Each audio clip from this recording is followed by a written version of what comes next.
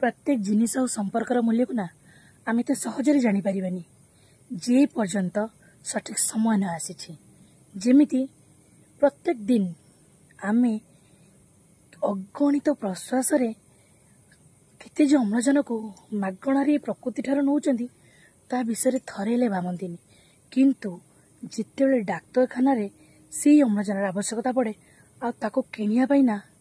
तार मूल्य देवाक पड़े से मूल्यटा केते महंगा थाए आमको से समय ही जना पड़े। तेणुक प्रत्येक जिनिस आ संपर्क को ना हृदय सहित दायित्व बहन करंतु आ क्या अवहेला हाँ दिंतु नहीं कहीं छोट ठार इतने बड़ पर्यंत कौ भी जिनिस आ संपर्कर मूल्य आम केते बेले कौटी महंगा पड़ो से कथा आम के स्वप्न भी भाईपारानी।